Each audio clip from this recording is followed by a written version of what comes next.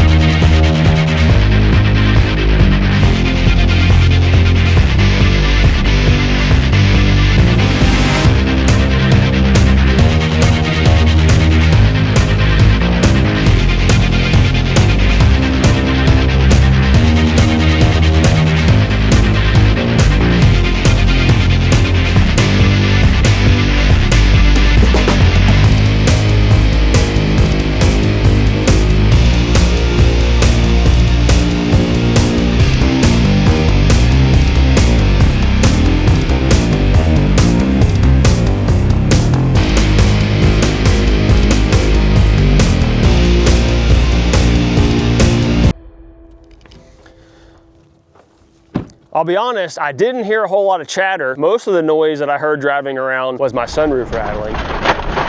Let's check out the inside of this toolbox, see what's going on. We've got a lot of stuff in here. So on this side, my funnel moved. I had this funnel smashed up here. Otherwise, everything else looks good. Let's check out my tool slider. So I've got a couple of screwdrivers that are leaning over. My really hard corners were left-hand corners, so that's why that stuff moved to the right. This thing slid off, so that normally is sitting right there. That's all in about the same spot. Everything kind of pushed this direction from those hard left corners. This side's an easy one. Let's check out the other side where I have all my sockets and wrenches. My 2x4 is still on the bed. We didn't bounce that thing off. So over here, I have my oil from my air compressor. It's still in the same spot. slide my tool slider out. I've got some sockets that I stand up, so that socket tipped over, that one slid over. All of these though, they're still on their pegs. Looks like all of my hand tools, my pliers, everything, looks like they slid just a little bit this way. Looks like most of my commotion was just right here in my 1/4-inch drive tray. So my little bitty sockets that I had pegged on here, it looks like those bounced off. Some of my extensions and adapters slid over, but these, looks like these just rocked around a little bit, but nothing came off of its peg. My oil filter wrench looks like it may have hopped up and down a couple times. And otherwise, everything's pretty much right in its place. place. That's impressive. So just to put into perspective, this truck weighs about 11,000 pounds. We've got a lot of weight on this thing going through these whoops, going off road. Let's check out inside. So I've got quite a bit of stuff mounted on my dash. I have an iPad mounted up here with our bullet point mount, no movement there. The only thing I noticed inside the cab is I had a magazine that popped out of my little holder down here. So one of them stayed in, one of them came out. My magnetic pistol holder stayed in place, radar detector, everything else looks pretty good. Looks like my drill moved over just slightly from where I normally put it. This thing's packed so tight, really nothing ever moves around inside of it. Yeah, it looks pretty good. We did flex the suspension completely out. I noticed this side looks good, but I noticed one little tire mark on my shock. Let's go check out that side. Yeah, so I just have a little tire mark right here. Looks like I touched that hydraulic hose. I may need to reposition that just slightly. But we build these trucks and we don't build them just to look good. We build them to actually be used, and every product we sell, I have personally tested. We have narrowed down our vendor list and we are now a Carli only dealer. That is the only products we're gonna sell. It's not the cheapest out there, so if you're on a budget, don't call me. But if you want a truck that is actually going to ride good and perform well, you need to check out this Carli suspension.